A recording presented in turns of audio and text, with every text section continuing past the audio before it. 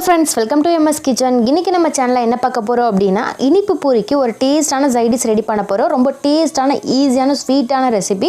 ரொம்ப ஈஸியா ரெடி பண்ணலாம். வீடியோ தொடர்ந்து ஸ்கிப் பண்ணாம பாருங்க. இத வந்து சோமாஸ் கூட சொல்லுவாங்க. ரொம்பவும் டேஸ்டா இருக்குங்க. வீடியோ தொடர்ந்து ஸ்கிப் பண்ணாம பாருங்க. சேனலை ஃபர்ஸ்ட் டைம் பார்க்கறதா இருந்தா Subscribe பண்ணிருங்க.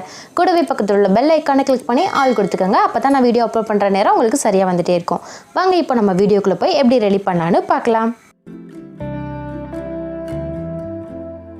ஃபர்ஸ்ட் நம்ம ஒரு கடாய் அடுப்புல வச்சிட்டு அது நல்லா ஹீட் பண்ணிக்கலாங்க. ஹீட் ஆனதுக்கு அப்புறம் நம்ம இது கூட வந்து நெய் வந்து ஆட் பண்ணிக்கலாம்.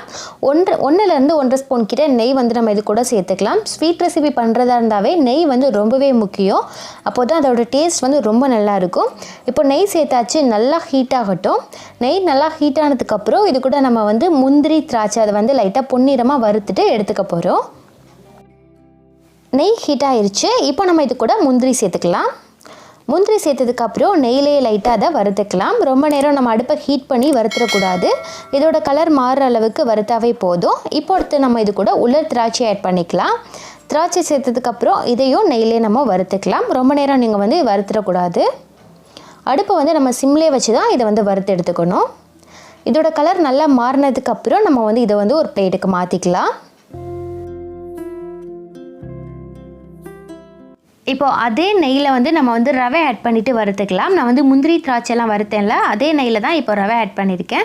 1 டம்ளர் கிட்ட ரவை எடுத்திருக்கேன். உங்களுக்கு எவ்வளோ வேணுமோ நீங்களும் அதுக்கு தகுந்த மாதிரி இது கூட ஆட் பண்ணிக்கோங்க. இப்போ நெய்யிலே வந்து நம்ம வந்து ரவை நல்லா வறுத்துக்கலாம். நல்லா வாசனை வரும், அந்த அளவுக்கு நல்லா வறுத்துக்கலாம். இது கூடவே நீங்கள் வந்து இடையில வந்து நெய் கூட ஆட் பண்ணிக்கலாம். நெய் சேர்த்தே நீங்கள் வந்து ரவை நல்லா வறுத்துக்கோங்க. இதோட வாசனை வர்ற அளவுக்கு நீங்கள் அடுப்பை சிம்லே வச்சுட்டு நல்லா வறுத்துக்கோங்க. கொஞ்ச நேரம் ஹீட் ஆனதுக்கப்புறம் திரும்பவும் நான் 1 ஸ்பூன் கிட்ட நெய் வந்து சேர்த்துருக்கேன். நெய் சேர்த்து திரும்பவும் இது எல்லாத்தையும் வறுத்துக்க போகிறேன். இப்போ பாருங்கள், ஓரளவுக்கு நல்லா வாசனை வர்ற அளவுக்கு வறுத்தாச்சு. இந்த டயத்தில் நம்ம இது கூட தண்ணி வந்து ஆட் பண்ணிக்கலாம். ரவை நல்லா வாசனை வரணும், அந்த அளவுக்கு நீங்கள் நல்லா வறுத்ததுக்கப்புறம் தான் நம்ம தண்ணி சேர்த்துக்கணும். அப்போ தான் நல்லா டேஸ்ட்டாக இருக்கும். தண்ணி வந்து நம்ம ரொம்ப கூடுதலாகவும் ஆட் பண்ணிடக்கூடாது. நம்ம வந்து இது கூட மில்க் சேர்த்துக்க போகிறோம். அதனால் தண்ணி வந்து கொஞ்சம் கம்மியாகவே சேர்த்துக்கலாம். 1 டம்ளர் கிட்ட ரவை கிட்ட நான் வந்து ஒரு 3 டம்ளர் கிட்ட தண்ணி ஆட் பண்ணியிருக்கேன். தண்ணி சேர்த்து நல்லா இதை கொதிக்க வச்சு வேக வச்சுக்கலாம். ஓரளவுக்கு ரவை வந்து இதிலே வந்து நல்லா வெந்துடும், அந்த அளவுக்கு வேக வச்சுக்கலாங்க. இது கூடவே நான் வந்து ஏலக்காய் பவுடரை ஆட் பண்ணியிருக்கேன் வாசனைக்காண்டி. நான் வந்து சால்ட் வந்து ரவை வறுக்கும் போதே ஆட் பண்ணிட்டேன். அது வந்து வீடியோவில் ரெக்கார்ட் ஆகலை. நீங்கள் வந்து அது கூட ஆட் பண்ணிக்கோங்க. அதுக்கப்புறம் தான் நான் இது கூட தண்ணி சேர்த்துட்டு ஏலக்காய் தூள் சேர்த்துருக்கேன். இப்போ இது எல்லாத்தையும் சேர்த்து நல்லா மிக்ஸ் பண்ணிக்கலாம். கொஞ்சம் நேரம் நல்லா கொதிக்க வச்சுக்கலாம். அடுத்து நம்ம இது கூட ஃபுட் கலர் ஆட் பண்ணியிருக்கோம். எல்லோ கலர் கிட்ட நான் வந்து லைட்டாக தான் இது கூட ஆட் பண்ணியிருக்கேன். இப்போ இதுவும் சேர்த்ததுக்கப்புறம் அடுப்பை சிம்லே வச்சுட்டு நல்லா மிக்ஸ் பண்ணி விட்டுக்கலாம். தண்ணி சேர்த்து நல்லா கொதித்து வேக வச்சிட்டோம். இப்போ பாருங்கள், தண்ணியெல்லாம் நல்லா வற்றிருச்சு. ரவை கூட நல்லா மிக்ஸ் ஆகி நல்லா வெந்துருச்சு. இந்த டயத்தில் நம்ம இது கூட வந்து மில்க் சேர்த்துக்கலாம். நான் வந்து ஒரு 3 டம்ளர் கிட்ட மில்க் வந்து நல்லா காய்ச்சிட்டு இது கூட ஆட் பண்ணியிருக்கேன். மில்க் ஆட் பண்ணதுக்கப்புறம் திரும்பவும் நல்லா மிக்ஸ் பண்ணிக்கலாம். அடுப்பை சிம்லே வச்சுட்டு கொஞ்சம் நேரம் கொதிக்க வச்சு வேக வச்சுக்கலாம். இப்போ இது நல்லா கொதித்து வெந்துட்டு இருக்குது. அடுப்பை சிம்லே வச்சு தான் நான் வந்து நல்லா வேக வச்சுருக்கேன். அடுத்து நம்மளுக்கு எவ்வளோ ஸ்வீட் வேணுமோ அதுக்கு தகுந்த மாதிரி இது கூட சர்க்கரை ஆட் பண்ணிக்கலாம். சர்க்கரை சேர்த்ததுக்கப்புறம் நல்லா மிக்ஸ் பண்ணிக்கலாங்க. அடுப்பை சிம்லே வச்சுட்டே மிக்ஸ் பண்ணிக்கோங்க. மிக்ஸ் பண்ணதுக்கப்புறம் இது ரொம்ப கெட்டியானுச்சுன்னா நீங்கள் இது கூட மில்க் ஆட் பண்ணிக்கலாம். அப்படி இல்லாட்டினா இது கூட கொஞ்சமாக தண்ணி சேர்த்துக்கலாம். தண்ணி சேர்த்து கூட இது மாதிரி மிக்ஸ் பண்ணி விட்டுக்கலாம். அடுத்து நம்ம இது கூட வறுத்து வச்சுருந்த அந்த முந்திரி திராட்சை வந்து நான் இது கூட ஆட் பண்ணியிருக்கேன். அதையும் சேர்த்துட்டு நல்லா மிக்ஸ் பண்ணியாச்சு.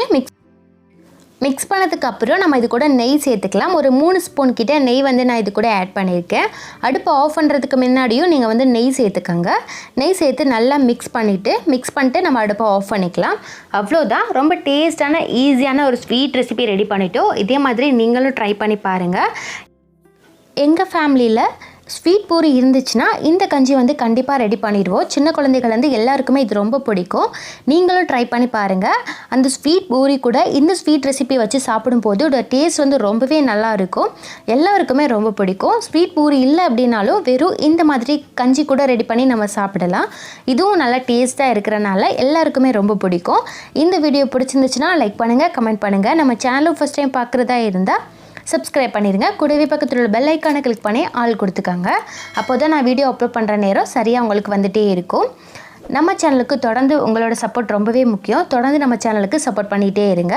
இதே மாதிரி இன்னொரு வீடியோவில் நம்ம மீண்டும் சந்திக்கலாம். ஓகே ஃப்ரெண்ட்ஸ், பாய்.